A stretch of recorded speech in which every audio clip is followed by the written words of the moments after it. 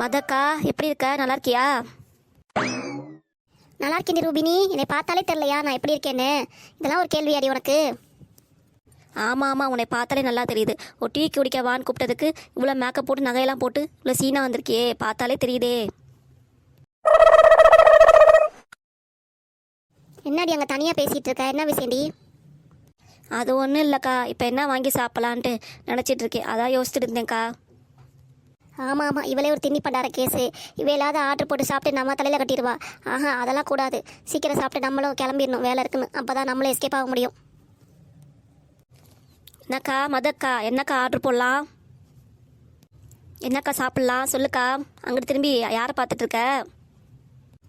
அது ஒன்றும் இல்லடி, எனக்கு ஒரே ஒரு டீ போதுண்டி. காலையில் வேறு வயிறு ஃபுல்லாக சாப்பிட்டு வந்துட்டேன்.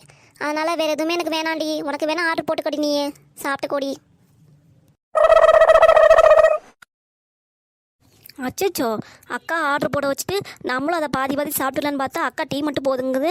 போச்சே, இதெல்லாம் ஆகவே ஆகாது. அக்காவோட சொல்லி ஏதாவது வாங்கி சொல்லி நம்மளும் அதை சாப்பிட்டுக்க வேண்டியதான் மிச்ச மீதியை. ஏண்டி சாப்பாடே நான் ஆர்டர் போடல, அதுங்காட்டி என்னை வாயை ஆண் திறக்கிற? குசியது உள்ளார போயிட போது, வாயை முறி. போக்கா, உனக்கு எப்போ பார்த்தாலும் காமெடி தான். எப்போ பார்த்தாலும் காமெடியாக அடுத்தவங்களை கலாச்சிட்டே இருப்பேன்.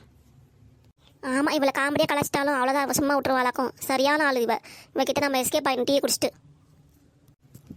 சரிக்கா, வேற என்னக்கா? வீட்டிலலாம் எப்படி போயிட்டுருக்கு? அண்ணெல்லாம் எப்படி இருக்காரு? பசங்களும் நல்லா படிக்கிறாங்களா? ஏதோ நல்லா போயிட்டுருக்கடி. பசங்களும் நல்லா படிக்கிறாங்க. மாமாவும் நல்லா இருக்காருடி. ஆமாம், கழுத்தில் போட்டு நகையை பார்த்தாலே தெரியுது மாமா எப்படி சம்பாதிக்கிறாரு, வீட்டில் எப்படி இருக்கா, 4 வித குஷ்டியாக இருக்கா, நல்லா சாப்பிடுவா போல இருக்கு. நான் ரொம்பலாம் சாப்பிட மாட்டேன்டி. இட்லியாக இருந்தால் 2, தோசையாக இருந்தால் 2, அவ்வளோதான் எனக்கு. அச்சோ, நம்ம பேசுன அக்கா கதை விழுந்துருச்சு போல இருக்கே.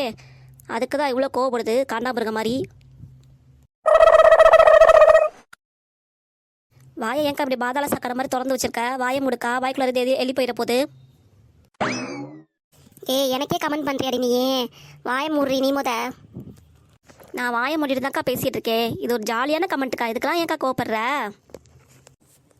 உன் கூட டீ குடிக்க வந்ததுக்கு எங்கள் வீட்லையாவது போய் ரெஸ்ட் எடுத்துக்கலாம். போடி, எனக்கு ஒன்றும் வேணாம், நான் கிளம்புறேன். என்னை ஓட்டிட்டில, அதுக்கப்புறம் என்கிட்ட வருவீல, அதுக்கப்புறம் இருக்கும், நான் பார்த்துக்கிறேன். நீ நல்லா தெம்பா சாப்பிட்டு குஷ்டி ஆகு. நீ தான் ஆள் ஒல்லியா ஒழுக்கச்சா மாதிரி இருக்க. நீ நல்லா சாப்பிடு. இப்போ நம்ம என்ன சொல்லிட்டு இந்த அக்கா இவ்வளோ கோவப்படுது? ஏன் இப்படி பேசுது? இந்த அக்காக்கு இதே தான் வேலை, எப்போ பார்த்தாலும் நம்ம கூட சண்டை போடுறதா வேலை. பக்கத்து இது வானே காது கூப்பிட்டுருக்கலாம்.